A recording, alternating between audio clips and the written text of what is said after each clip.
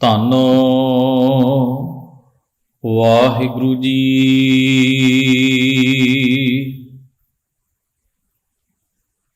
ਛਾੜ ਮਨ ਹਰ ਬਿਮੁਖਨ ਕੋ ਸੰਗ,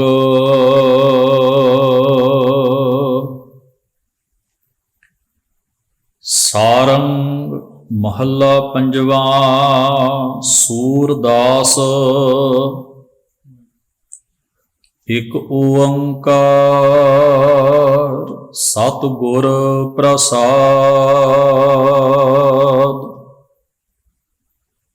ਹਰ ਕੇ ਸੰਗ ਬਸੇ ਹਰ ਲੋਕ,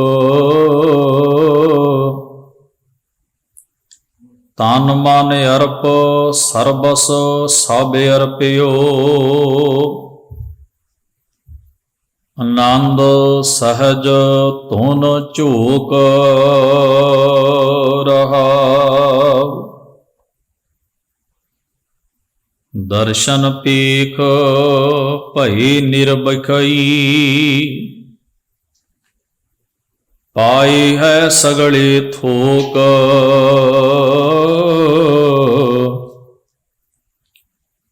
ਆਨ ਬਸਤ ਸਿਉ ਕਾਜ ਨ ਕਛੁਐ, ਸੁੰਦਰ ਬਦਨ ਆਲੋਕ। श्याम सुंदर ताज आन जो चाहत, ज्यों कुष्टि तन जोक। सूरदास मन प्रभ हाथ लीनो, दीनो इह परलोक। सूरदास मन प्रभु हाथ लीनो, दीनो एह परलोक। वाहिगुरु जी का खालसा, वाहिगुरु जी की फतेह। परम सन्मान योग गरीब नवाज धन धन सतगुरु गुरु ग्रंथ साहिब महाराज जी दे सजे हुए पावन दरबार दियां हाजरियां भर रही गुरु सवारी साध संगत जीओ, अकाल पुरख वाहिगुरु जी ने अपार बख्शिश कृपा की है। बड़े अदब सत्कार नाल आप जी ने सतगुरु की पावन बाणी दे पाठ अते कीर्तन गुरु सवारियां पासों श्रवण कीते हैं। सतगुरु की मेहर के पात्र बन के आपां रोज़ाना दे इन्हां दीवानां विच भगत साहिबान जी दे उचारण कीते हुए पावन शब्दां नूं, उन्हां महान सतपुरुषां दे पावन उपदेशां नूं लड़ीवार विचारण का यतन कर रहे हाँ। जिस पावन शब्द आप जी ने पाठ श्रवण किया है, धन गुरु ग्रंथ साहब महाराज दे अंक नंबर 1253 उपर ये सुभाईमान है। एक इकल्ली पंक्ति है जिस उत्ते कोई सिरलेख नहीं। पंक्ति इयों है जिसदा आप जी ने पाठ सुने, छाड़ मन हर बिमुखन को संग। ना इस उत्ते कोई सिरलेख है, ना इस दे नाल कोई होर पंक्तियां हन, भाव के ये मुकम्मल शब्द भी नहीं। ना इस विच लिखण हारे दा नाम दर्ज है, जिवें आम अक्सर बाकी महापुरखां दी बाणी विच आउंदा है। तो ये केवल इकल्ली पंक्ति इस जगह दे उत्ते दर्ज है, पर शब्दां दी गिणती दे विच इस नूं एक शब्द जो साडे सामने बाणी दी पोथी है हुण दी मौजूदा जिहड़ी छापेखाने दी, क्योंकि इस तो पहला जिहड़ा शब्द है जिसनों आपां पहले दीवाना विच विचारिया है भगत परमानंद जी का, ਉਸ ਦੇ ਅਖੀਰ ਦੇ ਉੱਤੇ ਹਿੰਦਸਾ 6 ਹੈ। ਇਸ ਪੰਕਤੀ ਦੇ ਨਾਲ ਕੋਈ ਅੰਕ ਵੀ ਨਹੀਂ ਲੱਗਿਆ, ਇਸ ਪੰਕਤੀ ਦਾ ਕੋਈ ਸਿਰਲੇਖ ਵੀ ਨਹੀਂ, ਇਸ ਵਿੱਚ ਕੋਈ ਹੋਰ ਪੰਕਤੀਆਂ ਵੀ ਨਹੀਂ, ਕੇਵਲ ਇੱਕ ਕਹਿਰੀ ਇਕੱਲੀ ਪੰਕਤੀ ਹੈ। ਇਸ ਤੋਂ ਅੱਗੇ ਜਿਹੜਾ ਸ਼ਬਦ ਹੈ ਉਹ ਹੈ ਸਾਰੰਗ ਮਹੱਲਾ ਪੰਜਵਾਂ ਸੂਰਦਾਸ। ਇਹ ਸ਼ਬਦ ਦੇ ਅਖੀਰ ਦੇ ਉੱਤੇ ਜਿਹੜਾ ਅੰਕ ਲੱਗਿਆ ਉਹ 8 ਲੱਗਿਆ।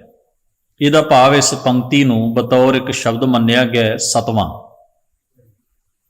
ਜਦੋਂ ਆਪ ਗੁਰੂ ਗ੍ਰੰਥ ਸਾਹਿਬ ਜੀ ਦੀ ਬਾਣੀ ਵਿੱਚੋਂ ਇਸ ਅੰਕ ਉੱਤੇ ਜਾਓਗੇ ਜਾਂ ਬਾਣੀ ਦੀ ਪੋਥੀ ਦੇ ਵਿੱਚੋਂ ਇਸ ਸ਼ਬਦ ਦੇ ਦਰਸ਼ਨ ਕਰੋਗੇ, ਇਸ ਅੰਕ ਦੇ ਉੱਤੇ ਜਾ ਕੇ ਤੁਸੀਂ ਸਹੀਲੇ ਹੀ ਇਸ ਭੇਤ ਨੂੰ ਸਮਝ ਸਕੋਗੇ। ਬਹੁਤ ਸਾਰੇ ਵਿਦਵਾਨਾਂ ਨੇ ਪੁਰਾਣੀਆਂ ਹੱਥ ਲਿਖਤ ਬੀੜਾਂ ਦੀ ਤੇ ਛਾਪੇਖਾਨੇ ਦੀਆਂ ਬੀੜਾਂ ਦੀ ਖੋਜ ਪੜਤਾਲ ਕੀਤੀ ਹੈ ਤੇ ਉਹਨਾਂ ਦਾ ਪਾਠ ਆਪਸ ਵਿੱਚ ਮਿਲਾ ਕੇ ਸੂਚੀਆਂ ਬਣਾਈਆਂ ਹਨ, ਆਪਣੀ ਖੋਜ ਨੂੰ ਲਿਖਤੀ ਰੂਪ ਦਿੱਤਾ ਹੈ। ਉਹਨਾਂ ਵਿਦਵਾਨਾਂ ਦਾ ਮਤ ਹੈ ਕਿ ਜਿਹੜੀ ਇਕੱਲੀ ਪੰਕਤੀ ਹੈ ਇਹ ਮੁਕੰਮਲ ਸ਼ਬਦ ਹੈ, ਪਰ ਇਹ ਸਾਡੇ ਕੋਲ ਮੌਜੂਦਾ ਬੀੜਾਂ ਵਿੱਚ ਪ੍ਰਾਪਤ ਨਹੀਂ। ਤੇ ਨਾਲ ਹੀ ਇਸ ਤੋਂ ਅਗਲਾ ਜਿਹੜਾ ਸ਼ਬਦ ਹੈ ਸਾਰੰਗ ਮਹੱਲਾ ਪੰਜਵਾਂ ਸੂਰਦਾਸ।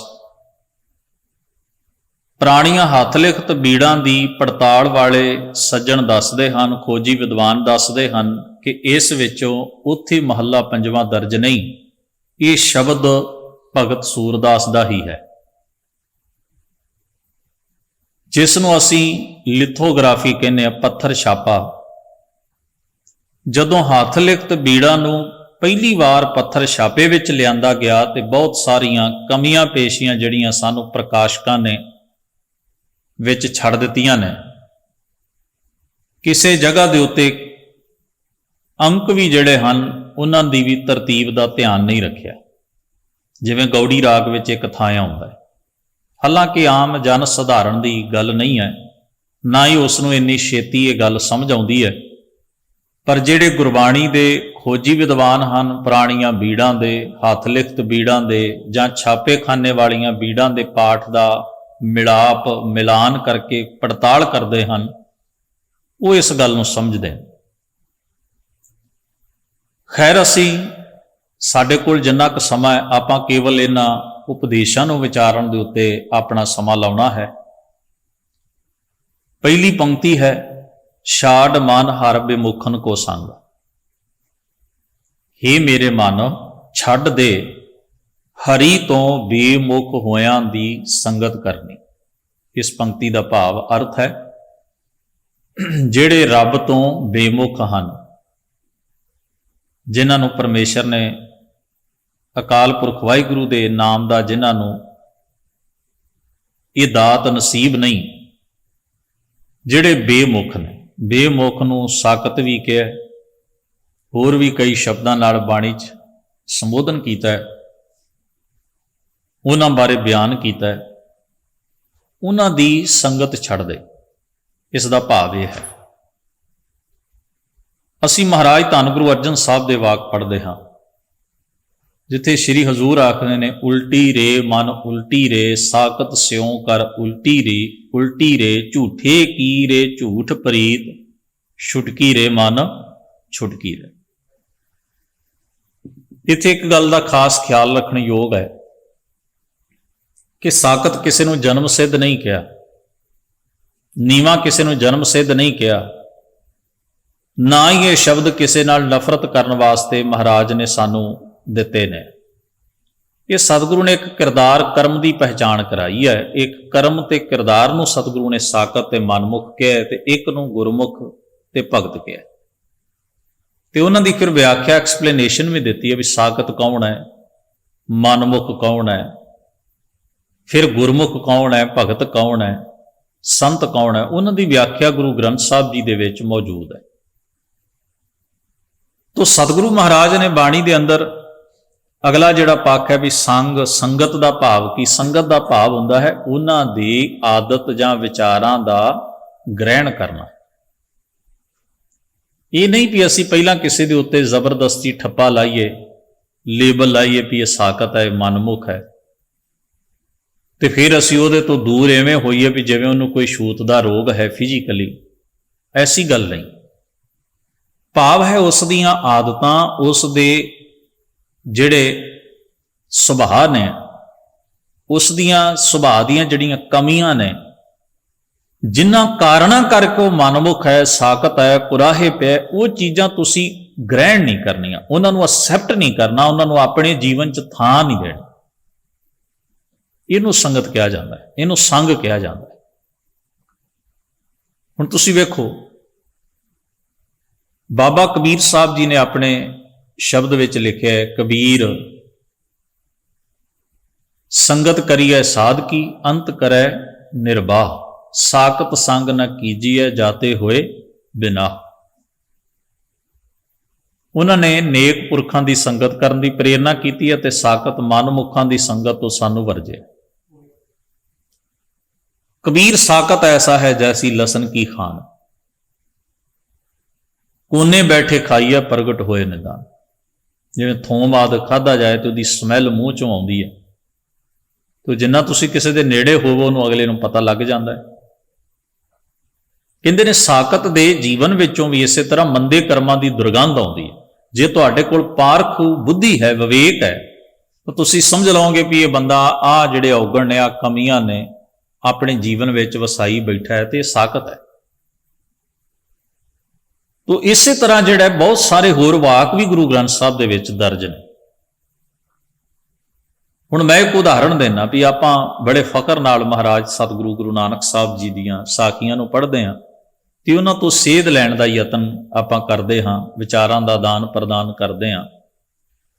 ਵੀ ਸਤਿਗੁਰੂ ਕਿਸੇ ਠੱਗੀਆਂ ਮਾਰਨ ਵਾਲੇ ਕੋਲ ਗਏ, ਕਿਸੇ ਚੋਰੀ ਕਰਨ ਵਾਲੇ ਕੋਲ ਗਏ, ਕਿਸੇ ਮੰਦੇ ਅਮਲ ਕਮਾਉਣ ਵਾਲੇ ਕੋਲ ਗਏ, ਉਸ ਨੂੰ ਮਹਾਰਾਜ ਨੇ ਉਪਦੇਸ਼ ਦਿੱਤਾ, ਉਹਦਾ ਜੀਵਨ ਸਵਰਿਆ। ਆਪਾਂ ਕਿੰਨੀਆਂ ਸਾਖੀਆਂ ਦੀ ਚਰਚਾ ਕਰਦੇ ਰਹਿੰਦੇ ਹਾਂ, ਜਾਂ ਹੋਰ ਵੀ ਗੁਰੂ ਸਾਹਿਬਾਨਾਂ ਜਾਂ ਮਹਾਨ ਪੁਰਖਾਂ ਦੀਆਂ ਆਪਾਂ ਗੱਲਾਂ ਕਰਦੇ ਹਾਂ। ਪਰ ਇੱਕ ਚੀਜ਼ ਧਿਆਨ ਦੇਣ ਯੋਗ ਹੈ ਵੀ ਸਤਿਗੁਰੂ ਉਹਨਾਂ ਕੋਲ ਚੱਲ ਕੇ ਗਏ ਨਾ, ਕੋਈ ਠੱਗ, ਕੋਈ ਚੋਰ, ਕੋਈ ਬੁਰਾ ਆਦਮੀ, ਆਪਾਂ ਹੁਣ ਮਲਕ ਭਾਗੋ ਦੀ ਗੱਲ ਕਰੀਏ, ਭੂਮੀਏ ਚੋਰ ਦੀ ਗੱਲ ਕਰੀਏ, ਸੱਜਣ ਦੀ ਗੱਲ ਕਰੀਏ, ਜਾਂ ਕਿਸੇ ਹੋਰ ਦੀ ਗੱਲ, ਮਹਾਰਾਜ ਆਪ ਚੱਲ ਕੇ ਜਾ ਰਹੇ ਨਾ। ਤੇ ਸਤਿਗੁਰੂ ਉਹਨਾਂ ਦੇ ਕੋਲ ਚੱਲ ਕੇ ਗਏ ਤੇ ਉਹਨਾਂ ਕੋਲ ਬੈਠੇ ਵੀ, ਉਹਨਾਂ ਨਾਲ ਵਾਰਤਾਲਾਪ ਵੀ ਹੋਈ, ਉਹਨਾਂ ਕੋਲ ਕੁਝ ਸਮਾਂ ਰੁਕੇ ਰਹੇ ਵੀ। ਤੇ ਕੀ ਫਿਜ਼ੀਕਲੀ ਸਰੀਰਕ ਨੇੜਤਾ ਜਿਹੜੀ ਹੈ ਉਹ ਉੱਥੇ ਮਹਾਰਾਜ ਉਹਨਾਂ ਕੋਲ ਜਦੋਂ ਬੈਠੇ ਨੇ, ਵਾਰਤਾਲਾਪ, ਸੰਵਾਦ, ਗੱਲਬਾਤ ਵੀ ਹੋਈ ਹੈ। ਪਰ ਫਰਕ ਕੇਵਲ ਇਹਨਾਂ ਹੈ ਵੀ ਗੁਰੂ ਨਾਨਕ ਸਾਹਿਬ ਉਹਨਾਂ ਦੀ ਸੰਗਤ ਨਹੀਂ ਕਰ ਰਹੇ, ਉਹ ਗੁਰੂ ਨਾਨਕ ਸਾਹਿਬ ਦੀ ਸੰਗਤ ਕਰ ਰਹੇ। ਬਸ ਇਹ ਇਸ ਦ੍ਰਿਸ਼ਟੀਕੋਣ ਨੂੰ ਆਪਾਂ ਸਮਝਣਾ। ਜੇ ਗੁਰੂ ਨਾਨਕ ਸਾਹਿਬ ਉਹਨਾਂ ਦੀ ਸੰਗਤ ਕਰ ਰਹੇ ਹੋਣ ਤਾਂ ਫਿਰ ਉਹਨਾਂ ਕੋਲੋਂ ਕੁਝ ਗ੍ਰਹਿਣ ਕਰ, ਨਹੀਂ, ਮਹਾਰਾਜ ਦੀ ਸੰਗਤ ਉਹ ਕਰ ਰਹੇ ਨੇ, ਇਸ ਕਰਕੇ ਗੁਰੂ ਨਾਨਕ ਸਾਹਿਬ ਕੋਲੋਂ ਉਹਨਾਂ ਨੇ ਗੁਣ, ਆਤਮਿਕ ਗਿਆਨ, ਸ਼ਬਦ ਦਾ ਉਪਦੇਸ਼ ਗ੍ਰਹਿਣ ਕੀਤਾ ਤੇ ਜੀਵਨ ਬਦਲ ਗਿਆ।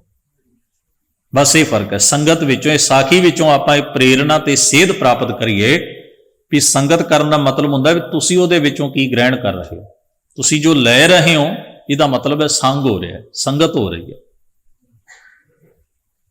ਤੋ ਪ੍ਰੇਰਣਾ ਹੈ ਇਸ ਪੰਕਤੀ ਦੇ ਅੰਦਰ, ਛਾੜ ਮਨ ਹਾਰ ਬੇਮੁਖਨ ਕੋ ਸੰਗ। ਮਨ ਨੂੰ ਕਹੇ, ਮਨ ਤੂੰ ਛੱਡ ਦੇ ਬੇਮੁਖਾਂ ਦਾ ਭਾਵ, ਵਿਸ਼ੇ ਵਿਕਾਰਾਂ ਦਾ ਤਿਆਗ ਕਰ, ਔਗਣ ਛੱਡ ਦੇ, ਕੁਰਾਹੇ ਪਏ ਹੋਏ ਲੋਕਾਂ ਦੇ ਔਗਣਾਂ ਨੂੰ ਪ੍ਰਵਾਨ ਨਾ ਕਰ, ਅਸੈਪਟ ਨਾ ਕਰੀ ਜਾ, ਇਕੱਠਿਆਂ ਨਾ ਕਰੀ ਜਾ, ਤਿਆਗ ਦੇ ਉਹਨਾਂ ਨੂੰ। ਭਾਵ ਮੰਦੀਆਂ ਆਦਤਾਂ, ਔਗਣ, ਵਿਸ਼ੇ ਵਿਕਾਰਾਂ ਦੀ ਭਾਵਨਾ ਛੱਡ ਦੇ। ਇਸ ਤੋਂ ਅੱਗੇ ਸ਼ਬਦ ਆਰੰਭ ਹੁੰਦਾ ਸਾਰੰਗ। ਸਾਰੰਗ ਰਾਗ ਦੇ ਵਿੱਚ ਹੈ ਪਹਿਲੀ ਪੰਕਤੀ ਵੀ ਤੇ ਸ਼ਬਦ ਵੀ। ਮਹੱਲਾ ਪੰਜਵਾਂ, ਜਿਵੇਂ ਮੈਂ ਪਹਿਲਾਂ ਬਿਨਾਂ ਕੀਤੀ ਹੈ ਵੀ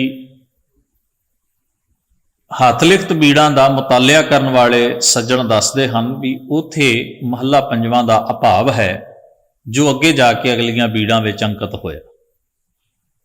ਤੇ ਨਾਲ ਹੀ ਉੱਤੇ ਸ਼ਬਦ ਦੇ ਨਾਲ ਸਿਰਲੇਖ ਜਿਹੜਾ ਹੈ ਉਹਦੇ ਵਿੱਚ ਦਰਜ ਹੈ ਸੂਰਦਾਸ, ਕਿ ਸ਼ਬਦ ਸੂਰਦਾਸ ਜੀ ਦਾ।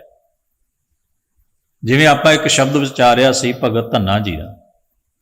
ਸਤਿਗੁਰੂ ਮਹਾਰਾਜ ਦੀ ਬਾਣੀ, ਗੁਰੂ ਸਾਹਿਬਾਂ ਦੇ ਸ਼ਬਦਾਂ ਦਾ ਇੱਕ ਨਿਯਮ ਹੈ ਬਾਣੀ ਦੇ ਵਿੱਚ। ਸਿਰਲੇਖ ਉੱਤੇ ਗੁਰੂ ਸਾਹਿਬਾਂ ਦਾ ਆਏਗਾ ਮਹੱਲਾ ਪਹਿਲਾ, ਮਹੱਲਾ ਦੂਜਾ, ਤੀਜਾ, ਚੌਥਾ, ਪੰਜਵਾਂ, ਨੌਵਾਂ, ਕਿਉਂਕਿ 6 ਗੁਰੂਆਂ ਦੀ ਬਾਣੀ ਹੈ ਗੁਰੂ ਗ੍ਰੰਥ ਸਾਹਿਬ 'ਚ। ਫਿਰ ਅਖੀਰ ਦੇ ਉੱਤੇ ਨਾਨਕ ਪਦ ਦੀ ਵਰਤੋਂ ਹੋਈ ਹੋਏਗੀ। ਜਨ ਨਾਨਕ, ਕਹੈ ਨਾਨਕ, ਨਾਨਕ ਕਹੈ ਇਤਿਆਦਿਕ। ਇਸ ਤਰ੍ਹਾਂ ਹਰ ਗੁਰੂ ਸਾਹਿਬਾਨ ਨੇ ਨਾਨਕ ਸ਼ਬਦ ਜਿਹੜਾ ਅਖੀਰ ਤੇ ਮੋਹਰਬੰਦ ਵਜੋਂ ਵਰਤਿਆ। ਪਰ ਭਗਤ ਧੰਨਾ ਜੀ ਦੇ ਸ਼ਬਦ ਉੱਤੇ ਵੀ ਮਹੱਲਾ ਪੰਜਵਾਂ ਸਿਰਲੇਖ ਦਰਜ, ਉਹਦੇ ਬਾਰੇ ਵੀ ਐਸੀ ਹੀ ਰਾਏ ਹੈ ਹੱਥ ਲਿਖਤ ਬੀੜਾਂ ਦਾ ਮੁਤਾਲਿਆ ਕਰਨ ਵਾਲਿਆਂ ਦੀ।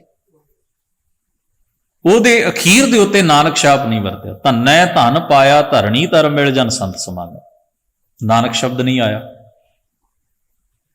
ਇਸ ਸ਼ਬਦ ਦੇ ਅਖੀਰ ਦੇ ਉੱਤੇ ਵੀ ਸੂਰਦਾਸ ਮਨ ਪ੍ਰਭ ਹੱਥ ਲੀਨੋ ਦੀਨੋ ਏ ਪਰਲੋਕ। ਤੋ ਖੈਰ ਅਸੀਂ ਸ਼ਬਦ ਦੀ ਵਿਚਾਰ ਆਰੰਭ ਕਰਦੇ ਹਾਂ। ਸਿਰਲੇਖ ਉੱਤੇ ਸੰਖੇਪ ਮੰਗਲਾਚਰਨ ਦਰਜ ਹੈ। ਏਕੋ ਓੰਕਾਰ ਸਤਿਗੁਰ ਪ੍ਰਸਾਦਿ ਪਰਿਪੂਰਨ ਪਰਮਾਤਮਾ ਇੱਕ ਹੈ, ਸਰਵ ਵਿਆਪਕ ਹੈ, ਸਦੀਵ ਕਾਲ ਸਤ ਹੈ। ਸੱਚੇ ਗੁਰੂ ਦੇ ਗਿਆਨ ਉਪਦੇਸ਼ ਦੀ ਕਮਾਈ ਨਾਲ ਉਸ ਦਾ, ਬਖਸ਼ਿਸ਼ ਨਾਲ ਉਸ ਦਾ ਇਲਮ, ਉਸ ਦੀ ਸੋਝੀ, ਉਸ ਦਾ ਅਹਿਸਾਸ ਹੁੰਦਾ ਹੈ। ਰਹਾਉ ਵਾਲਾ ਬੰਦ ਹੈ, ਹਰ ਕੇ ਸੰਗ ਬਸੇ ਹਰ ਲੋਕ। ਪਹਿਲੀ ਪੰਕਤੀ ਦਾ ਤੇ ਸ਼ਬਦ ਦਾ ਬੜਾ ਤਾਲਮੇਲ ਹੈ। ਜਿਹੜੀ ਆਪਾਂ ਪੰਕਤੀ ਵਿਚਾਰੀ ਹੈ, ਛਾੜ ਮਨ ਹਰ ਬੇਮੁਖਨ ਕੋ ਸੰਗ, ਉੱਥੇ ਬੇਮੁਖਤਾ ਦਾ ਸੰਗ ਛੱਡਣ ਦੀ ਗੱਲ ਹੈ। ਤੇ ਇੱਥੇ ਹੈ ਹਰ ਕੇ ਸੰਗ ਬਸੇ ਹੈ। ਇੱਥੇ ਹੁਣ ਰੱਬੀ ਪਿਆਰਿਆਂ ਦੀ ਵਿਆਖਿਆ ਵੀ ਉਹਨਾਂ ਦਾ ਕੀ ਜੀਵਨ ਹੁੰਦਾ ਹੈ। ਹਰ ਕੇ ਸੰਗ ਬਸੇ ਹਰ, ਜਿਹੜੇ ਹਰ ਲੋਕ ਭਾਵ ਹਰੀ ਦੇ ਪਿਆਰੇ, ਰੱਬ ਦੇ ਬੰਦੇ, ਪਰਮੇਸ਼ਰ ਦੇ ਗੁਣਾਂ ਨੂੰ, ਰੱਬ ਦੇ ਹੁਕਮ ਵਿੱਚ ਜੀਣ ਵਾਲੇ, ਰੱਬ ਦੀ ਬੰਦਗੀ ਕਰਨ ਵਾਲੇ, ਨਾਮ ਹੋਂਦ ਦਾ ਅਹਿਸਾਸ ਕਰਨ ਵਾਲੇ, ਜਿਨ੍ਹਾਂ ਨੂੰ ਆਪਾਂ ਹਰੀ ਦੇ ਲੋਕ, ਰੱਬ ਦੇ ਬੰਦੇ ਕਹਿ ਦਿੰਦੇ ਹਾਂ। ਹਰ ਕੇ ਸੰਗ ਬਸੇ, ਉਹ ਸਦਾ ਪਰਮੇਸ਼ਰ ਦੇ ਨਾਲ ਹੀ ਵਸਦੇ ਨੇ, ਭਾਵ ਸਦਾ ਪਰਮੇਸ਼ਰ ਦੀ ਯਾਦ ਨੂੰ ਆਪਣੇ ਹਿਰਦੇ ਵਿੱਚ ਟਿਕਾ ਕੇ ਰੱਖਦੇ, ਉਹਨੂੰ ਭੁਲਾਉਂਦੇ ਨਹੀਂ, ਉਹਨੂੰ ਇੱਕ ਖਿਣ ਵੀ ਆਪਣੇ ਜੀਵਨ ਮਾਰਗ ਵਿੱਚ ਵਿਸਾਰਦੇ ਨਹੀਂ। ਉਸ ਦੀ ਯਾਦ, ਉਸ ਦੇ ਗੁਣਾਂ ਤੋਂ, ਉਸ ਦੀ ਇਬਾਦਤ ਤੋਂ ਵਾਂਝੇ ਹੋ ਕੇ ਨਹੀਂ ਜੀਂਦੇ। ਜਿਵੇਂ ਮਹਾਰਾਜ ਨੇ ਬਾਣੀ ਵਿੱਚ ਕਈ ਥਾਈਂ ਐਸਾ ਜ਼ਿਕਰ ਕੀਤਾ ਵੀ ਤੂੰ ਵਿਸਰਿਆ ਤਾਂ ਸਭ ਕੋ ਲਾਗੂ, ਵੀ ਤੂੰ ਮੈਨੂੰ ਭਾਈ ਭੁੱਲ ਜਾਏ ਨਾ ਹੈ ਮੇਰੇ ਮਾਲਕ, ਤਾਂ ਸਾਰੇ ਦੁੱਖ ਵਿਪਦਾਵਾਂ, ਮੁਸ਼ਕਲਾਂ, ਉਲਝਣਾਂ, ਊਣਤਾਈਆਂ, ਵਿਸ਼ੇ ਵਿਕਾਰ ਤੇ ਔਗਣਾਂ ਦੇ ਪ੍ਰਭਾਵ ਮੇਰੇ ਤੇ ਲਾਗੂ ਹੋ ਜਾਂਦੇ, ਹਾਵੀ ਹੋ ਜਾਂਦੇ। ਲਾਗੂ ਹੋਣ ਦਾ ਮਤਲਬ ਹਾਵੀ ਹੋ ਜਾਂਦੇ। ਇੱਕ ਘੜੀ ਨਾ ਮਿਲਤੇ ਤਾਂ ਕਲਯੁਗ ਹੋਤਾ, ਮੇਰੇ ਲਈ ਉਹੀ ਕਲਯੁਗ ਹੈ ਜਦੋਂ ਮੈਂ ਤੈਨੂੰ ਭੁੱਲਦਾ, ਮੇਰੇ ਲਈ ਉਹ ਘੜੀ ਕਲਯੁਗ ਹੈ। ਤਾਂ ਐਸੇ ਭਾਵ ਦੇ ਵਾਕ ਜਿਹੜੇ ਨੇ ਗੁਰੂ ਗ੍ਰੰਥ ਸਾਹਿਬ ਵਿੱਚ ਦਰਜ ਨੇ। ਫਿਰ ਆਖਦੇ ਨਹੀਂ ਵੀ ਉਹ ਜਿਹੜੇ ਹਰ ਕੇ ਲੋਕ ਹਨ, ਪਰਮੇਸ਼ਰ ਦੇ ਪਿਆਰੇ ਹਨ, ਜਿਹੜੇ ਪਰਮੇਸ਼ਰ ਨੂੰ ਹਿਰਦੇ ਵਿੱਚ ਵਸਾ ਕੇ ਰੱਖਦੇ ਹਨ, ਉਹ ਕਿਵੇਂ ਸਮਰਪਣ ਭਾਵ ਵਿੱਚ ਜੀਂਦੇ ਨੇ। ਤਨ ਮਨ ਅਰਪ ਸਰਬਸ ਸਭ ਅਰਪਿਓ। ਤਨ ਦਾ ਭਾਵ ਹੈ ਆਪਣਾ ਵਜੂਦ, ਆਪਣਾ ਕਰਮ। ਉਹ ਹਰ ਕਰਮ ਨੂੰ ਸਮਰਪਿਤ ਹੋ ਕੇ, ਉਹਦੀ ਯਾਦ ਚੇਤੇ ਵਿੱਚ ਰੱਖ ਕੇ, ਉਹਦੀ ਯਾਦ ਵਿੱਚ ਆਪਣੀ ਸੁਰਤ ਨੂੰ ਟਿਕਾ ਕੇ ਹਰ ਕਰਮ ਐਕਟ ਕਰਦੇ। ਇਸ ਕਰਕੇ ਉਹ ਫਿਜ਼ੀਕਲੀ ਸਰੀਰ ਨਾਲ ਕੋਈ ਬੁਰਾਈ ਨਹੀਂ ਕਮਾਉਂਦੇ, ਕੋਈ ਪਾਪ ਨਹੀਂ ਕਰਦੇ, ਕੋਈ ਮੰਦਾ ਅਮਲ ਨਹੀਂ ਕਮਾਉਂਦੇ, ਕਿਉਂਕਿ ਉਹ ਪਰਮੇਸ਼ਰ ਨੂੰ ਚੇਤੇ ਰੱਖਦੇ ਨੇ। ਇਹਨੂੰ ਕਹਿੰਦੇ ਤਨ ਅਰਪਿਤ ਕਰਨਾ, ਆਪਣਾ ਵਜੂਦ ਸਮਰਪਣ ਕਰਨਾ, ਸਰੈਂਡਰ ਹੋਣਾ। ਮਨ ਅਰਪਿਤ ਕਰਨਾ ਭਾਵ ਮੰਦੇ ਖਿਆਲਾਂ ਤੋਂ, ਵਾਸ਼ਨਾਵਾਂ ਤੋਂ, ਬੁਰੇ ਸੰਕਲਪਾਂ ਵਿਕਲਪਾਂ ਤੋਂ ਆਪਣੇ ਮਨ ਨੂੰ ਮੁਕਤ ਰੱਖਣਾ, ਮਨ ਨੂੰ ਉਹਦੀ ਯਾਦ ਵਿੱਚ ਪਰੋਈ ਰੱਖਣਾ। ਅਰਪ ਕੇ, ਆਪਣਾ ਤਨ ਤੇ ਮਨ ਅਰਪ ਕੇ, ਸਰਬਸ ਸਭ ਅਰਪਿਓ। ਸਰਬਸ ਮਤਲਬ ਆਪਣਾ ਸਭੋ ਕੁਝ, ਹਰ ਸ਼ੈ, ਜ਼ਿੰਦਗੀ ਦਾ ਹਰ ਪਹਿਲੂ ਜਿਹੜਾ ਹੈ ਉਹ ਉਸ ਨੂੰ ਉਹਨਾਂ ਨੇ ਸਮਰਪਿਤ ਕੀਤਾ ਹੋਇਆ। ਫਿਰ ਇਸ ਤਰ੍ਹਾਂ ਅਰਪ ਕੇ ਸਾਰਾ ਕੁਝ ਉਹ ਆਨੰਦ, ਸਹਿਜ, ਧੁਨ ਝੋਕ, ਆਤਮਿਕ ਖੇੜੇ ਵਿੱਚ ਰਹਿੰਦੇ ਹਨ। ਉਹਨਾਂ ਦੇ ਜੀਵਨ ਵਿੱਚ ਜਿਹੜਾ ਆਨੰਦ ਹੈ, ਆਤਮਿਕ ਖੇੜਾ ਹੈ। ਸਹਿਜ ਦਾ ਮਤਲਬ ਹੈ ਜਿਹੜਾ ਟਿਕਾਊ ਹੈ ਉਹਨਾਂ ਦੀ ਜ਼ਿੰਦਗੀ 'ਚ। ਧੁਨ ਦਾ ਮਤਲਬ ਇੱਕ ਰਾਸ ਲਗਾਤਾਰ। ਝੋਕ ਦਾ ਮਤਲਬ ਹੁੰਦਾ ਹੈ ਜਿਵੇਂ ਆਪਾਂ ਕਹਿੰਦੇ ਆ ਤਾਰ ਲੱਗੀ ਹੋਈ, ਲਿਵ ਲੱਗੀ ਹੋਈ, ਲਗਨ ਲੱਗੀ ਹੋਈ। ਉਹਨਾਂ ਦੀ ਇੱਕ ਰਸ ਲਗਨ ਉਸ ਮਾਲਕ ਵਿੱਚ ਲੱਗੀ ਰਹਿੰਦੀ ਹੈ, ਆਨੰਦ ਵਿੱਚ ਖਿੜੇ ਰਹਿੰਦੇ ਨੇ, ਸਦਾ ਉਤਸ਼ਾਹੀ ਰਹਿੰਦੇ ਨੇ ਤੇ ਸਦਾ ਟਿਕਾ ਵਿੱਚ ਨੇ। ਇਹ ਸਾਰੀਆਂ ਬਰਕਤਾਂ ਉਹਨਾਂ ਦੇ ਕੋਲ ਤਾਂ ਨੇ ਕਿਉਂਕਿ ਮਨ ਤਨ ਅਰਪ ਸਰਬਸ ਸਭ ਅਰਪਿਓ। ਉਹਨਾਂ ਨੇ ਆਪਣਾ ਵਜੂਦ ਉਹਨੂੰ ਭੇਟਾ ਸਮਰਪਿਤ ਕੀਤਾ ਹੋਇਆ। ਸਮਰਪਣ ਤੋਂ ਭਾਵ ਉਹ ਕੁਰਾਹੇ ਨਹੀਂ ਪੈਂਦੇ, ਆਪਣੀ ਹਉ ਹੰਗਤਾ ਨੂੰ ਤਿਆਗ ਕੇ ਉਸ ਮਾਲਕ ਵਾਹਿਗੁਰੂ ਦੀ ਯਾਦ ਤੇ ਉਹਦੇ ਹੁਕਮ ਵਿੱਚ ਰਾਜ਼ੀ ਰਹਿੰਦੇ ਹਨ।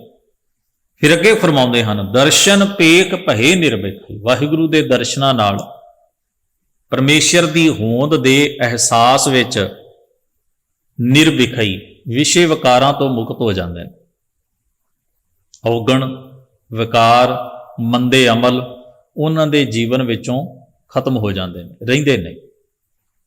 ਤੇ ਜਿੱਥੇ ਵਿਸ਼ਈ ਨਹੀਂ ਹਨ, ਵਿਖਈ ਭਾਵਨਾ ਨਹੀਂ ਹੈ, ਔਗਣ ਨਹੀਂ, ਉੱਥੇ ਗੁਣ ਨੇ। ਜਿੱਥੇ ਵਿਕਾਰ ਨਹੀਂ, ਉੱਥੇ ਦੈਵੀ ਗੁਣ ਨੇ। ਉਹ ਦੈਵੀ ਗੁਣ ਤੇ ਗੁਣ ਜਿਹੜੇ ਹਨ, ਉਹਨਾਂ ਦੇ ਜੀਵਨ ਨੂੰ ਸਵਾਰਦੇ, ਸ਼ਿੰਗਾਰਦੇ ਤੇ ਸੰਸਾਰ ਨੂੰ ਠੰਡਕ ਬਖਸ਼ਦੇ ਨੇ। ਪਾਏ ਹੈ ਸਗਲੇ ਥੋਕ। ਥੋਕ ਦਾ ਮਤਲਬ ਹੁੰਦਾ ਹੈ ਪਦਾਰਥ, ਦਾਤਾਂ। ਸਮਝੋ ਉਹਨਾਂ ਨੇ ਸਾਰੀਆਂ ਦਾਤਾਂ ਹਾਸਲ ਕਰ ਲਈਆਂ ਹਨ, ਉਹਨਾਂ ਨੂੰ ਭੁੱਖ ਹੀ ਕੋਈ ਨਹੀਂ ਰਹਿ ਗਈ। ਸਭੇ ਥੋਕ ਪ੍ਰਾਪਤੀ ਜੇ ਆਵੈ ਇੱਕ ਹੱਥ। ਤੇ ਅਸੀਂ ਕਈ ਵਾਰ ਇਹਦਾ ਇਹ ਮਤਲਬ ਸਮਝਦੇ ਹਾਂ ਵੀ ਜੇ ਇੱਕ ਰੱਬ ਨੂੰ ਫੜ ਲਓ, ਸਾਰੇ ਦੁਨੀਆ ਦੇ ਪਦਾਰਥ ਮਿਲ ਜਾਂਦੇ ਨੇ। ਫਿਰ ਕਿਸੇ ਪਦਾਰਥ ਦੀ ਤੋਟ ਨਹੀਂ ਰਹਿੰਦੀ। ਦਰ ਅਸਲ ਹੈ ਵੀ ਵਾਸ਼ਨਾ ਨਹੀਂ ਰਹਿੰਦੀ, ਨੀਅਤ ਦੀ ਭੁੱਖ ਮੁੱਕ ਜਾਂਦੀ ਹੈ। ਥੋੜਾ ਵੀ ਹੋਵੇ ਤੇ ਆਨੰਦ 'ਚ ਰਹਿੰਦਾ ਹੈ ਮਨੁੱਖ। ਹੁਣ ਕਬੀਰ ਸਾਹਿਬ ਦਾ ਜੀਵਨ ਲਈਏ, ਸਾਰੀ ਉਮਰ ਖੱਡੀ ਚਲਾਈ ਆ ਤੇ ਖੱਡੀ ਚਲਾਉਂਦੇ ਰਹੇ ਨੇ। ਪਰਮੇਸ਼ਰ ਵਾਹਿਗੁਰੂ ਦੀ ਯਾਦ ਵਿੱਚ ਰਹੇ। ਬਾਬਾ ਰਵਿਦਾਸ ਸਾਹਿਬ ਮਹਾਰਾਜ ਦੀ ਬਾਣੀ ਪੜ੍ਹੀ, ਉਹਨਾਂ ਦੇ ਜੀਵਨ ਵੱਲ ਵੇਖੀਏ।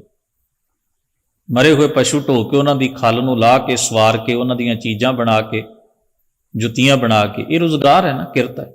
ਕਿਸੇ ਦੀ ਕੋਈ ਕਿਰਤ ਹੈ, ਕਿਸੇ ਦੀ ਕੋਈ ਹੈ। ਮਹਿਲ ਨਹੀਂ ਬਣਾਇਆ ਗਿਆ ਸਾਰੀ ਜ਼ਿੰਦਗੀ। ਕੋਈ ਰੇਸ਼ਮ ਦੇ ਕੱਪੜੇ ਨਹੀਂ ਹੰਢਾਏ ਸਾਰੀ ਜ਼ਿੰਦਗੀ। ਕੋਈ ਹਾਥੀ ਘੋੜਿਆਂ ਦੇ ਮਾਲਕ ਨਹੀਂ ਬਣੇ। ਕੋਈ ਦੌਲਤ ਜਮਾ, ਸੰਸਾਰ ਦੀ ਦੌਲਤ ਜਮਾ ਨਹੀਂ। ਕਿਰਤੀ ਮਨੁੱਖ ਸਨ। ਰੁਜ਼ਗਾਰਾ ਗੁਜ਼ਾਰਾ ਜਿਹੜਾ ਸੀ ਰੁਜ਼ਗਾਰ ਦਾ, ਉਹ ਚੱਲਦਾ ਗਿਆ, ਉਪਜੀਵਕਾ ਚੱਲਦੀ ਗਈ। ਪਰ ਉਹ ਆਨੰਦ 'ਚ ਨੇ।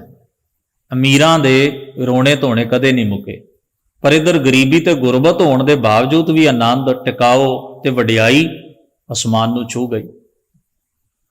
ਇਹਦਾ ਮਤਲਬ ਹੈ ਸਭੇ ਥੋਕ ਪ੍ਰਾਪਤੇ ਜੇ ਆਵੇ। ਜੇ ਇੱਕ ਮਾਲਕ ਦੀ ਯਾਦ ਤੁਹਾਡੇ ਹਿਰਦੇ 'ਚ ਹੈ ਨਾ, ਤੇ ਤੁਹਾਡਾ ਅਹਿਸਾਸ ਇੰਨਾ ਉੱਚਾ ਹੋ ਜਾਂਦਾ ਹੈ, ਤੁਹਾਡੇ ਜੀਵਨ ਦਾ ਪੱਧਰ ਇੰਨਾ ਉੱਚਾ ਹੋ ਜਾਂਦਾ ਹੈ ਕਿ ਅਮੀਰ ਵੀ ਉਹਨਾਂ ਆਨੰਦ ਵਿੱਚ ਨਹੀਂ ਹੁੰਦਾ ਜਿੰਨਾ ਤੁਸੀਂ ਹੁੰਦੇ ਹੋ। ਤਾਂ ਉਹੀ ਭਾਵ ਇੱਥੇ ਹੈ। ਫਿਰ ਕਹਿੰਦੇ ਨੇ, ਆਨ ਬਸਤ ਸਿਓ ਕਾਜ ਨਾ ਕਛੂ ਹੈ, ਸੁੰਦਰ ਬਦਨ ਅਲੋਕ। ਬਦਨ ਦਾ ਭਾਵ ਹੈ ਵਜੂਦ। ਪਰਮੇਸ਼ਰ ਦੇ ਸੋਹਣੇ ਵਜੂਦ ਨੂੰ ਤੱਕ ਕੇ, ਭਾਵ ਉਸ ਦਾ ਅਨੁਭਵ ਕਰਕੇ, ਉਸ ਦਾ ਅਹਿਸਾਸ ਕਰਕੇ, ਉਹਨਾਂ ਦੇ ਅੰਦਰ ਦੀ ਭੁੱਖ ਇਵੇਂ ਮਿਟ ਜਾਂਦੀ ਹੈ ਕਿ ਉਹਨਾਂ ਨੂੰ ਕਿਸੇ ਹੋਰ ਵਸਤੂ ਦੀ ਝਾਕ ਹੀ ਨਹੀਂ ਰਹਿ ਜਾਂਦੀ। ਨਾ ਉਹ ਮੁਕਤੀ ਦੇ, ਮਰਨ ਮੁਕਤੀ ਦੇ ਅਭਿਲਾਖੀ ਰਹਿੰਦੇ ਨੇ, ਨਾ ਪਦਾਰਥਕ ਭੁੱਖ ਵਿੱਚ, ਨਾ ਮਾਦਾ ਪ੍ਰਸਤੀ ਵਿੱਚ, ਨਾ ਤ੍ਰਿਸ਼ਨਾ ਵਿੱਚ, ਨਾ ਸਵਾਰਥ ਵਿੱਚ, ਨਾ ਹੰਕਾਰ ਦੀ ਪੂਰਤੀ ਵਿੱਚ ਉਹ ਕੋਈ ਕਰਮ ਕਰਦੇ ਨੇ, ਕਿਉਂਕਿ ਵਾਸ਼ਨਾ ਹੀ ਨਹੀਂ ਰਹਿੰਦੀ। ਅਸੀਂ ਭਟਕਦੇ ਹਾਂ ਈਰਖਾ ਵਿੱਚ, ਨਫ਼ਰਤ ਵਿੱਚ, ਹੰਕਾਰ ਦੇ ਭਟਕਾਏ ਹੋਏ, ਸਵਾਰਥ ਦੇ ਭਟਕਾਏ ਹੋਏ। ਕੀ ਨਹੀਂ ਕਰਦੇ ਅਸੀਂ। ਉਹ ਉਦਮੀ ਤਾਂ ਹੁੰਦੇ ਨੇ, ਪਰ ਇਹਨਾਂ ਵਾਸ਼ਨਾਵਾਂ ਵਿੱਚ ਉਲਝ ਕੇ ਦੁਖੀ, ਪਰੇਸ਼ਾਨ ਤੇ ਭਟਕਣਾ ਤੋਂ ਮੁਕਤ ਹੋ ਜਾਂਦੇ। ਪਰੇਸ਼ਾਨ ਨਹੀਂ ਹੁੰਦੇ, ਉਲਝਦੇ ਨਹੀਂ। ਤਾਂ ਉਹਨਾਂ ਨੂੰ ਕਿਸੇ ਹੋਰ ਵਸਤੂ ਨਾਲ ਕੋਈ ਲਾਗਾ ਦੇਗਾ ਨਹੀਂ ਰਹਿ ਜਾਂਦਾ। ਆਨ ਬਸਤ ਸਿਓ ਕਾਜ ਨਾ ਕਛੂ ਹੈ। ਤੋ ਅਗਲੀ ਅਖੀਰਲੀਆਂ ਪੰਕਤੀਆਂ ਵਿੱਚ ਆਖਦੇ ਨੇ, ਸ਼ਿਆਮ ਸੁੰਦਰ ਤਾਜ ਆਨ ਜੋ ਚਾਹਤ। ਕਹਿੰਦੇ ਨੇ ਜਿਹੜੇ ਉਸ ਸੁੰਦਰ, ਇਹ ਕੁਝ ਵਰਡ ਨੇ, ਕੁਝ ਸ਼ਬਦ ਨੇ ਜਿਹੜੇ ਭਾਰਤੀ ਪਰੰਪਰਾ ਵਿੱਚ ਬੜੇ ਪ੍ਰਚਲਿਤ ਨੇ, ਔਰ ਗੁਰੂ ਸਾਹਿਬ ਨੇ ਆਪਣੀ ਬਾਣੀ ਵਿੱਚ, ਗੁਰੂ ਸਾਹਿਬਾਂ ਨੇ, ਭਗਤਾਂ ਨੇ, ਭੱਟ ਸਾਹਿਬਾਨ, ਸਾਰੇ ਮਹਾਂਪੁਰਖਾਂ ਨੇ ਵਰਤਿਆ। ਬੀਠਲ ਵਰਤਿਆ, ਰਘੁਰਾਏ ਵਰਤਿਆ, ਰਘੂ ਵਰਤਿਆ, ਰਾਮ ਵਰਤਿਆ, ਕਿਸ਼ਨ, ਵਿਸ਼ਨ, ਰਿਖੀਕੇਸ਼, ਗੋਵਰਧਨ, ਹਰੇ, ਕਿੰਨੇ ਸ਼ਬਦ ਵਰਤੇ। ਰਹੀਮ ਵਰਤਿਆ। ਇਹ ਸਾਰੇ ਸ਼ਬਦ, ਪਰਵਦਗਾਰ, ਅੱਲਾ, ਓਮ, ਨਮੋ, ਭਗਵੰਤ, ਸਾਰੇ ਸ਼ਬਦਾਂ ਦੀ ਵਰਤੋਂ ਕੀਤੀ। ਪਰ ਗੁਰੂ ਸਾਹਿਬਾਨਾਂ ਜਿਨ੍ਹਾਂ ਦੀ ਬਾਣੀ ਗੁਰੂ ਗ੍ਰੰਥ ਸਾਹਿਬ ਮਹਾਰਾਜ ਵਿੱਚ ਦਰਜ ਹੈ, ਉਹਨਾਂ ਸਾਰੇ ਮਹਾਂਪੁਰਖਾਂ ਨੇ ਇਹ ਸ਼ਬਦ ਇੱਕ ਨਿਰਗੁਣ ਸਰੂਪ ਪਰਮੇਸ਼ਰ ਲਈ ਵਰਤੇ, ਜੋ ਜੋਤ ਰੂਪ ਵਿੱਚ ਸਰਵ ਵਿਆਪਕ ਹੈ, ਉਹਦੇ ਲਈ ਵਰਤੇ। ਤੋ ਸਤਿਗੁਰੂ ਮਹਾਰਾਜ ਦੀ ਪਾਵਨ ਬਾਣੀ ਦੇ ਇਸੇ ਹੀ ਨਿਯਮ ਤਹਿਤ ਜਿਹੜਾ ਇੱਥੇ ਇਹ ਜਿਹੜਾ ਭਗਤ ਸੂਰਦਾਸ ਜੀ ਨੇ ਇਹ ਸ਼ਬਦ ਵਰਤਿਆ ਹੈ, ਸ਼ਿਆਮ ਸੁੰਦਰ। ਬਾਣੀ ਚ ਦੂਜੇ ਗੁਰੂ ਸਾਹਿਬਾਨਾਂ ਨੇ ਵੀ ਵਰਤਿਆ ਹੈ, ਸ਼ਿਆਮ ਸੁੰਦਰ ਤਜ ਨੀਂਦ ਕਿਉਂ ਆਈ। ਇਹਦਾ ਭਾਵ ਹੈ ਸੋਹਣਾ। ਸ਼ਿਆਮ ਸੁੰਦਰ ਦਾ ਮਤਲਬ ਹੈ ਸੋਹਣੇ ਰੰਗ ਵਾਲਾ, ਸਾਂਵਲਾ, ਭਾਵ ਖੂਬਸੂਰਤ ਹਸਤੀ ਵਾਲਾ, ਪਵਿੱਤਰ ਦਿੱਖ ਵਾਲਾ, ਪਵਿੱਤਰ ਵਜੂਦ ਵਾਲਾ। ਉਹ ਅਕਾਲ ਪੁਰਖ ਵਾਹਿਗੁਰੂ ਜੋ ਸਾਰੇ ਤਰ੍ਹਾਂ ਦੇ ਸੁਹੱਪਣਾਂ ਦਾ ਮਾਲਕ ਹੈ, ਉਹ ਪ੍ਰਕਾਸ਼ ਰੂਪ ਵੀ ਹੈ, ਉਹ ਸ਼ਿਆਮ ਵੀ ਹੈ, ਆਪੇ ਹਰ ਇੱਕ ਰੰਗ ਹੈ, ਆਪੇ ਬਹੁਰੰਗੀ, ਸਾਰੇ ਰੰਗਾਂ ਦਾ ਮਾਲਕ, ਸਾਰੀਆਂ ਖੂਬਸੂਰਤੀਆਂ ਦਾ ਮਾਲਕ, ਸਾਰੀਆਂ ਦਿੱਖਾਂ ਦਾ ਮਾਲਕ, ਸਾਰੇ ਆਕਾਰ ਰੰਗਾਂ ਰੂਪਾਂ ਦਾ ਮਾਲਕ ਹੈ ਜੋ ਸ਼ਿਆਮ ਸੁੰਦਰ ਤਜ। ਐਸੇ ਪਰਮੇਸ਼ਰ ਦੀ ਯਾਦ ਨੂੰ ਤਿਆਗ ਕੇ ਛੱਡ ਕੇ ਆਨ ਜੋ ਚਾਹਤ, ਜਿਹੜੇ ਹੋਰ ਪਾਸੇ ਦੀ ਲਟਕ ਇੱਛਾ ਰੱਖਦੇ ਨੇ, ਵਿਕਾਰਾਂ ਚੋਂ ਸੁਖ ਲੱਭਦੇ ਨੇ,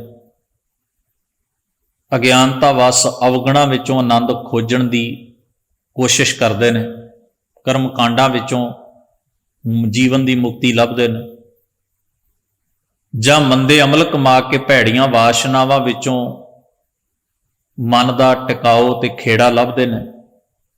ਉਹਨਾਂ ਦੀ ਹਾਲਤ ਇਵੇਂ ਹੈ ਜਿਉਂ ਕੁਸ਼ਤੀ ਤਨ ਜੋਕ, ਜਿਵੇਂ ਕੋੜੇ ਦੇ ਸਰੀਰ ਨੂੰ ਜੋਕ ਲੱਗੀ ਹੋਵੇ। ਜੋਕ ਇੱਕ ਜੀਵ ਹੈ, ਕੀੜਾ ਹੈ ਵੱਡੇ ਆਕਾਰ ਦਾ। ਉਹ ਜਦੋਂ ਪਸ਼ੂ ਛੱਪੜਾਂ ਵਿੱਚ ਨਹਾਉਂਦੇ ਸਨ ਤੇ ਉਹਨਾਂ ਦੇ ਸਰੀਰ ਨੂੰ ਚੰਬੜ ਕੇ ਉਹਨਾਂ ਦਾ ਖੂਨ ਪੀਂਦਾ ਹੈ। ਤੇ ਹੁਣ ਖੂਨ ਪੀਣ ਵਾਲੀ ਜੋਕ ਖੂਨ ਪੀਂਦੀ ਹੈ, ਤੇ ਜਿਹੜੇ ਸਰੀਰ ਨਾਲ ਚੰਬੜੇ ਉਹ ਵੀ ਕੋੜ ਦਾ ਰੋਗੀ ਹੋਵੇ। ਤੁਸੀਂ ਵੇਖੋ ਨਾ ਇਹੋ ਜਿਹੀ ਉਦਾਹਰਣ ਜਿਹੜੀ ਹੈ ਭਗਤ ਸੂਰਦਾਸ ਜੀ ਨੇ ਦਿੱਤੀ ਹੈ। ਇੱਕ ਤਾਂ ਪੀਣਾ ਖੂਨ ਤੇ ਪੀਣਾ ਵੀ ਕੋੜ ਦੇ ਰੋਗੀ ਦਾ, ਉਹਦੇ ਬਚਣ ਦੇ ਅਸਾਰ ਹੋਣਗੇ? ਬਿਲਕੁਲ ਨਹੀਂ। ਕਹਿੰਦੇ ਨੇ ਉਹਨਾਂ ਦਾ ਸੁਭਾਅ ਹੁੰਦਾ ਖੂਨ ਪੀਣ ਵਾਲਾ, ਹਿੰਸਾ ਕਰਨੀ, ਬੁਰਾ ਕਰਨਾ, ਮੰਦੇ ਅਮਲ ਕਰਨੇ, ਔਗਣ ਇਕੱਠੇ ਕਰਨੇ, ਗੰਦਗੀ ਵਿਸ਼ੇ ਵਿਕਾਰਾਂ ਦੀ ਇਕੱਠੀ ਕਰਨੀ। ਤੇ ਫਿਰ ਇਹ ਗੰਦਗੀ ਇਹੋ ਜਿਹੀ ਹੈ ਜਿਵੇਂ ਕੋੜੇ ਦੇ ਸਰੀਰ ਦਾ ਲਹੂ ਹੋਵੇ, ਜਿਹੜੀ ਆਤਮਕ ਜੀਵਨ ਨੂੰ ਤਬਾਹ ਬਰਬਾਦ ਕਰ ਦਿੰਦੀ ਹੈ, ਛਿੰਨ ਭਿੰਨ ਕਰ ਦਿੰਦੀ ਹੈ, ਖਤਮ ਕਰ ਦਿੰਦੀ ਹੈ। ਤੋ ਪਰਮੇਸ਼ਰ ਦਾ ਰਾਹ ਛੱਡ ਕੇ ਵਿਸ਼ੇ ਵਿਕਾਰ, ਔਗਣਾ, ਬੁਰਾਈਆਂ, ਮੰਦੇ ਅਮਲਾਂ, ਜ਼ੁਲਮ, ਹਿੰਸਾ ਆਦਿਕ ਦੇ ਰਾਹ ਤੇ ਤੁਰਨ ਵਾਲੇ ਜਿਹੜੇ ਲੋਕ ਨੇ, ਉਹ ਮਾਨੋ ਜਿਵੇਂ ਜੋਕ ਕੋੜੇ ਦੇ ਤਨ ਨੂੰ ਲੱਗ ਕੇ ਉਹਦਾ ਲਹੂ ਪੀਂਦੀ ਹੈ, ਚੂਸਦੀ ਹੈ, ਉਹ ਇਸ ਤਰ੍ਹਾਂ ਦੀ ਜ਼ਿੰਦਗੀ ਜੀਂਦੇ ਨੇ, ਭਾਵ ਗੰਦਗੀ ਗ੍ਰਹਿਣ ਕਰਦੇ ਨੇ। ਫਿਰ ਅਖੀਰ ਦੇ ਉੱਤੇ ਅਖੀਰਲੀ ਪੰਕਤੀ ਵਿੱਚ ਫਰਮਾਉਂਦੇ ਨੇ, ਸੂਰਦਾਸ ਮਨ ਪ੍ਰਭ ਹੱਥ ਲੀਨੋ। ਭਗਤ ਸੂਰਦਾਸ ਜੀ ਆਪਣੇ ਨਾਂ ਦੀ ਮੋਹਰ ਛਾਪ ਵਰਤਦੇ ਨੇ। ਭਾਰਤੀ ਪਰੰਪਰਾ ਵਿੱਚ ਇੱਕ ਹੋਰ ਸੂਰਦਾਸ ਵੀ ਹੋਏ। ਬਹੁਤੇ ਲੋਕ ਉਹਨਾਂ ਦੇ ਨਾਂ ਨੂੰ ਹੀ ਕੋਡ ਕਰ ਜਾਂਦੇ ਨੇ ਜਦੋਂ ਭਗਤ ਬਾਣੀ ਦੇ ਵਿੱਚੋਂ, ਗੁਰੂ ਗ੍ਰੰਥ ਸਾਹਿਬ ਦੇ ਵਿੱਚੋਂ ਭਗਤ ਸੂਰਦਾਸ ਜੀ ਦੀ ਗੱਲ ਕਰਦੇ ਨੇ। ਉਹ ਹੋਏ ਨੇ ਸਰਗੁਣਵਾਦੀ ਵਿਚਾਰਧਾਰਾ ਦੇ। ਉਹ ਕ੍ਰਿਸ਼ਨ ਜੀ ਦੇ ਉਪਾਸ਼ਕ ਸਨ, ਰਾਮ ਜੀ ਦੇ ਉਪਾਸ਼ਕ ਸਨ। ਉਹਨਾਂ ਨੇ ਉਹ ਕਵੀ ਬਹੁਤ ਵੱਡੇ ਸਨ, ਸੰਸਕ੍ਰਿਤ ਆਦਿਕ, ਹਿੰਦੀ ਆਦਿਕ ਭਾਸ਼ਾਵਾਂ ਦੇ ਜਾਣਕਾਰ ਸਨ। ਉਹਨਾਂ ਦੀਆਂ ਕਵਿਤਾ ਬਹੁਤ ਮਸ਼ਹੂਰ ਨੇ ਭਾਰਤੀ ਪਰੰਪਰਾ ਦੇ ਵਿੱਚ, ਸਾਹਿਤ ਵਿੱਚ। ਤੇ ਕਈ ਇਹੀ ਸਮਝ ਲੈਂਦੇ ਨੇ ਵੀ ਉਸੇ ਹੀ ਸੂਰਦਾਸ ਜੀ ਦੀ ਬਾਣੀ ਗੁਰੂ ਗ੍ਰੰਥ ਸਾਹਿਬ 'ਚ ਹੈ। ਯਾਦ ਰਹੇ, ਗੁਰੂ ਗ੍ਰੰਥ ਸਾਹਿਬ ਵਿੱਚ ਉਹਨਾਂ ਮਹਾਂਪੁਰਖਾਂ ਦੀ ਬਾਣੀ ਹੀ ਦਰਜ ਹੈ ਜਿਹੜੇ ਨਿਰਗੁਣ ਧਾਰਾ ਦੇ ਉਪਾਸ਼ਕ ਨੇ, ਭਾਵ ਜਿਹੜੇ ਕਿਸੇ ਅਵਤਾਰਵਾਦ ਨੂੰ ਨਹੀਂ ਮੰਨਦੇ, ਕਰਮਕਾਂਡ ਨੂੰ ਨਹੀਂ ਮੰਨਦੇ, ਦੇਵੀ ਦੇਵਤਿਆਂ 'ਚ ਯਕੀਨ ਨਹੀਂ ਰੱਖਦੇ, ਮੂਰਤੀ ਪੂਜਕ ਨਹੀਂ। ਉਹਨਾਂ ਤੇ ਸਗੋਂ ਖੰਡਨ ਕੀਤਾ ਬਾਣੀ ਵਿੱਚ। ਜਿਹੜੇ ਕੇਵਲ ਇੱਕ ਅਕਾਲ ਪੁਰਖ ਨੂੰ ਮੰਨਦੇ ਨੇ, ਸਭਨਾਂ ਵਿੱਚ, ਸਾਰੀ ਖਲਕਤ ਵਿੱਚ ਪਰਮੇਸ਼ਰ ਦੀ ਹੋਂਦ ਦਾ ਅਹਿਸਾਸ ਕਰਦੇ ਤੇ ਕਰਵਾਉਂਦੇ ਨੇ, ਉਜਲੇ ਜੀਵਨ ਵਾਲੇ ਕ੍ਰਾਂਤੀਕਾਰੀ ਜਾਗਰਤ ਪੁਰਖ ਨੇ, ਉਹਨਾਂ ਦੀ ਬਾਣੀ ਹੀ ਕੇਵਲ ਗੁਰੂ ਗ੍ਰੰਥ ਸਾਹਿਬ ਵਿੱਚ ਸਤਿਗੁਰਾਂ ਨੇ ਦਰਜ ਕੀਤੀ ਹੈ। ਹਾਂ, ਇਹ ਜ਼ਰੂਰ ਹੈ, ਸਮੇਂ ਦੀ ਵਿਡੰਬਣਾ ਕਹਿ ਲਓ ਕਿ ਬਹੁਤ ਸਾਰੇ ਮਹਾਂਪੁਰਖਾਂ ਦੇ ਜੀਵਨ ਹਾਲਾਤ ਅਸੀਂ ਸਾਂਭ ਨਹੀਂ ਸਕੇ। ਗੱਲਾਂ ਬਹੁਤ ਪੁਰਾਣੀਆਂ ਨੇ। ਕੁਝ ਭਗਤ ਐਸੇ ਹੋਏ ਜਿਨ੍ਹਾਂ ਦੇ ਗੁਰੂ ਸਾਹਿਬ ਤੋਂ ਪਹਿਲਾਂ ਹੋਏ ਨੇ, ਤਾਂ ਹੀ ਗੁਰੂ ਨਾਨਕ ਸਾਹਿਬ ਉਹਨਾਂ ਦੀ ਬਾਣੀ ਇਕੱਠੀ ਕਰਕੇ ਲਿਆਏ ਨਾ। ਤੇ ਉਹਨਾਂ ਮਹਾਂਪੁਰਖਾਂ ਦੇ ਜੀਵਨ ਹਾਲਾਤ ਜਿਹੜੇ ਸਨ, ਉਹ ਬਹੁਤੇ ਉਹਨਾਂ ਦੇ ਪੈਰੋਕਾਰਾਂ ਨੇ ਜਾਂ ਆਲੇ ਦੁਆਲੇ ਵਾਲਿਆਂ ਨੇ ਸਾਂਭੇ ਨਹੀਂ। ਕੋਈ ਸਮਾਜ ਹੀ ਇਹੋ ਜਿਹਾ ਕਹਿ ਲਓ, ਤੇ ਕੁਝ ਉਹਨਾਂ ਦੀ ਵਿਚਾਰਧਾਰਾ ਇੰਨੀ ਉੱਤਮ ਤੇ ਅਨੂਪਮ ਹੈ ਵੀ ਕੁਝ ਜਿਹੜੇ ਵਿਰੋਧੀ ਧਿਰਾਂ ਵਾਲੇ, ਵਰਣ ਵਿਵਸਥਾ 'ਚ ਯਕੀਨ ਕਰਨ ਵਾਲੇ ਜਾਂ ਸਰਗੁਣਵਾਦੀ ਜਾਂ ਇਸ ਤਰ੍ਹਾਂ ਦੇ ਲੋਕ ਸਨ, ਉਹਨਾਂ ਨੇ ਇਹਨਾਂ ਭਗਤਾਂ ਦਾ ਨਾਮ ਹੀ ਬਹੁਤਾ ਅੱਗੇ ਨਹੀਂ ਆਉਣ ਦਿੱਤਾ। ਕਈ ਕਾਰਨ ਉਹਦੇ ਬਣੇ ਨੇ, ਜੇ ਇਹਨਾਂ ਕਾਰਨਾਂ ਨੂੰ ਤਲਾਸ਼ਣ ਲੱਗ ਜਾਈਏ ਤਾਂ ਬਹੁਤ ਵਕਤ ਲੱਗ ਜਾਂਦਾ ਹੈ। ਤਾਂ ਉਹਨਾਂ ਦੇ ਸਾਨੂੰ ਬਹੁਤਿਆਂ ਦੇ ਜੀਵਨ ਹਾਲਾਤ ਪ੍ਰਾਪਤ ਨਹੀਂ ਹੁੰਦੇ। ਫਿਰ ਇੱਕ ਹੋਰ ਉਲਟੀ ਗੱਲ ਹੋਈ, ਉਹਨਾਂ ਰੱਬ ਦੇ ਪਿਆਰਿਆਂ ਜਿਨ੍ਹਾਂ ਦੀ ਬਾਣੀ ਗੁਰੂ ਗ੍ਰੰਥ ਸਾਹਿਬ ਵਿੱਚ, ਉਹਨਾਂ ਦੇ ਨਾਮ ਨਾਲ ਕਈ ਮਨ ਘੜੰਤ, ਆਪਣੀ ਆਪੋ ਧਾਪੀ ਵਾਲੀਆਂ, ਉਹਨਾਂ ਦੀ ਸ਼ਖਸੀਅਤ ਨੂੰ ਗੰਧਲਾ ਕਰਨ ਵਾਲੀਆਂ ਸਾਖੀਆਂ ਦੀ ਰਚਨਾ ਵੀ ਕਰ ਲਈ। ਤੁਸੀਂ ਬਹੁਤ ਸਾਰੇ ਭਗਤ ਸਾਹਿਬਾਨਾਂ ਨਾਲ ਐਸੀਆਂ ਸਾਖੀਆਂ ਜੁੜੀਆਂ ਵੇਖੋਗੇ, ਉਹਨਾਂ ਦੇ ਸ਼ਬਦ ਕੁਝ ਹੋਰ ਕਹਿੰਦੇ ਨੇ, ਸਾਖੀ ਕੁਝ ਹੋਰ ਹੀ ਆਖ ਰਹੀ। ਤਾਂ ਸਾਨੂੰ ਯਕੀਨ ਉਹਨਾਂ ਦੇ ਸ਼ਬਦ, ਉਹਨਾਂ ਦੇ ਬਾਣੀ ਤੇ ਕਰਨਾ ਚਾਹੀਦਾ, ਕਿਉਂਕਿ ਬਾਣੀ ਉਹਨਾਂ ਖੁਦ ਲਿਖੀ ਹੈ ਤੇ ਉਹਨਾਂ ਦੇ ਜੀਵਨ ਦੇ ਬਾਰੇ ਦੂਜਿਆਂ ਨੇ ਲਿਖਿਆ। ਤਾਂ ਦੂਜਿਆਂ ਦੀ ਗੱਲ ਉੱਤੇ ਯਕੀਨ ਕਰਨ ਦੀ ਬਜਾਏ ਅਸੀਂ ਖੁਦ ਉਹਨਾਂ ਦੀ ਬਾਣੀ ਤੇ ਯਕੀਨ ਕਰਾਂਗੇ। ਸਿੱਖ ਦਾ ਗੁਰੂ ਸ਼ਬਦ ਹੈ, ਸਾਡਾ ਮਾਰਗਦਰਸ਼ਕ ਧੰਨ ਸਤਿਗੁਰੂ ਗੁਰੂ ਗ੍ਰੰਥ ਸਾਹਿਬ ਮਹਾਰਾਜ ਹਨ, ਜੋ ਗੁਰੂ ਸਾਹਿਬਾਨ, ਭਗਤ ਸਾਹਿਬਾਨ, ਮਹਾਨ ਪੁਰਖਾਂ ਨੇ ਆਪ ਉਚਾਰਨ ਕੀਤਾ, ਆਪਣਾ ਅਨੁਭਵ ਲਿਖ ਕੇ ਸਾਨੂੰ ਬਖਸ਼ਿਆ ਹੈ। ਤੋਂ ਅਖੀਰ ਦੇ ਉੱਤੇ ਭਗਤ ਸੂਰਦਾਸ ਜੀ, ਸੂਰਦਾਸ ਮਨ ਪ੍ਰਭ ਹੱਥ ਲੀਨੋ, ਮਨ ਨੂੰ ਪ੍ਰਭੂ ਨੇ ਆਪਣੇ ਹੱਥ ਲੈ ਲਿਆ। ਭਾਵ ਮੇਰਾ ਮਨ ਪਰਮੇਸ਼ਰ ਦੇ ਕੋਲ ਹੈ, ਮੈਂ ਆਪਣਾ ਮਨ ਵਾਹਿਗੁਰੂ ਨੂੰ, ਅਕਾਲ ਪੁਰਖ ਨੂੰ ਸੌਂਪ ਦਿੱਤਾ ਹੈ। ਇਹਦੇ ਬਦਲੇ ਵਿੱਚ ਦੀਨੋ ਇਹ ਪਰਲੋਕ, ਪਰਲੋਕ, ਪਰਾਇਆ ਲੋਕ, ਦੂਜੀ ਦੁਨੀਆ।